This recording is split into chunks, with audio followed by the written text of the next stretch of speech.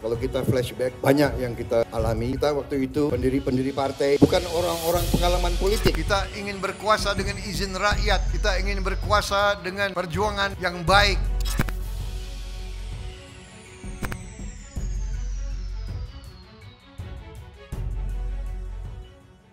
Ketua Umum Partai Gerindra Prabowo Subianto mengatakan pihaknya belum berkuasa dengan mutlak di Indonesia. Dengan kenyataan itu, ia meminta para kadernya agar tak patah semangat. Prabowo yang kini menjabat sebagai Menteri Pertahanan mengklaim masih banyak rakyat yang menaruh harapan besar kepada Gerindra. Prabowo mengakui dirinya dan seluruh kader Gerindra masih memiliki keinginan untuk berkuasa sepenuhnya di Indonesia. Namun, kekuasaan itu harus mendapatkan izin rakyat. Mantan Danjen Kopassus itu ingin berkuasa yang diraih nanti adalah hasil perjuangan secara konstitusional. Kita ingin berkuasa dengan izin rakyat. Kita ingin berkuasa dengan perjuangan yang baik. Tapi jangan pernah ragu bahwa kita terus punya keyakinan bahwa kita mampu memperbaiki bangsa ini.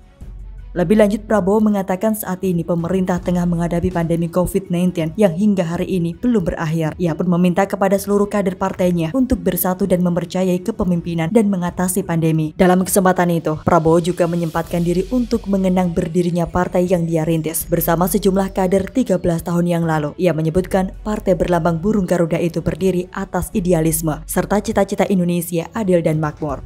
10 tahun kalau kita flashback, banyak yang kita alami. Kita waktu itu pendiri-pendiri partai, bukan orang-orang pengalaman politik. Ada beberapa aktivis, tapi sebagian dari kita pertama kali terjun ke politik. Kita belajar politik Indonesia itu yang nggak diajarkan di fakultas. Prabowo Subianto menyebut partainya diberi kehormatan membangun koalisi nasional yang besar. Namun Prabowo juga mengakui bahwa kini Partai Gerindra juga menjadi sorotan. Prabowo mengingatkan kader Gerindra untuk tetap ingat diri dan waspada dengan sorotan tersebut. Kader Gerindra juga diingatkan tak besar kepala dan rendah hati. Oleh sebab itu, Prabowo meminta Gerindra berlaku santun dan tidak berkata kasar. Prabowo ingin Partai Gerindra menjadi contoh dan disenangi oleh masyarakat. Tidak hanya mengingatkan soal kerendahan hati, Prabowo juga ingin mengingatkan soal ilmu pendekar hingga ilmu padi. Menurut Prabowo, seorang pendekar ialah sosok yang berani, setia dan teguh, namun tetap rendah hati. Prabowo kemudian menegaskan bahwa Partai Gerindra tak diperkenankan memelihara kebencian hingga dendam. Prabowo kembali mengingatkan soal sosok pendekar terkait soal itu. Menteri Pertahanan atau Menhan itu kemudian bercerita pesan yang disampaikan mantan Gubernur Jawa Timur Muhammad Nur kepadanya. Prabowo mengajak kader Gerindra untuk bisa membuat masyarakat tertawa. Kita harus selalu berpihak pada kebenaran. Kita harus berpihak kepada keadilan, kejujuran, dan kepentingan bangsa dan rakyat. Ini lebih gampang kita ucapkan, susah kita laksanakan.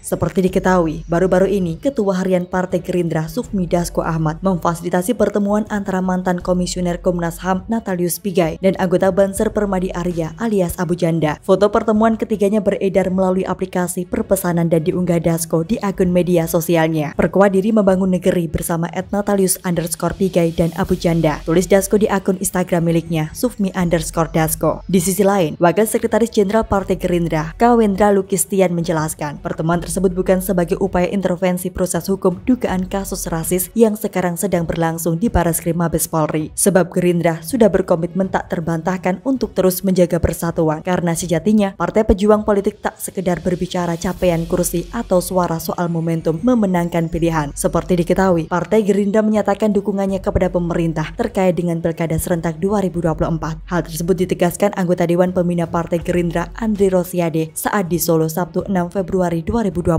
Disinggung apakah komitmen koalisi dengan Jokowi dan PDIP akan dijalin dalam Pilpres 2024. Andre menyatakan belum ada pembahasan soal itu. Pembahasan perihal Capres-Cawapres di internal partai akan dilakukan pada 2023. Termasuk saat disinggung apakah Partai Gerindra akan kembali mengusung Prabowo Subianto sebagai Capres 2024. Andre mengibaratkan Belanda masih jauh. Seperti diketahui baru-baru ini, Ketua Umum Gerindra Prabowo Subianto menempati peringkat teratas dalam survei Capres 2024 yang dirilis oleh Indeks Politika Indonesia. Di tempat kedua ada nama Anies Baswedan. Survei yang dirilis Indeks Politika Indonesia terkait pemilihan presiden menyebutkan Prabowo menjadi terbanyak dipilih apabila Pilpres diselenggarakan di hari ini dengan persentase 18,2%. Di bawah Prabowo ada nama Anies Baswedan dengan 9,2%, Sandiaga Uno 8,1%, Agus Harimurti Yudhoyono atau AHY 7,2%. Sementara itu, posisi kelima sampai dengan ke-10 ditempati oleh Ganjar Pranowo dengan 4,2%. 2,2%, Gatot Nurmantio 2,6%, Ridwan Kamil 2,5%, Tri Risma Harini 1,4%, Hovifah Indar Parawansa 1,1% dan Erlangga Hartarto 1,1%. Adapun perolehan persentase selanjutnya ialah Mahfud MD 1,1%, Puan Maharani 1,0%, Muhaimin Iskandar 1,0%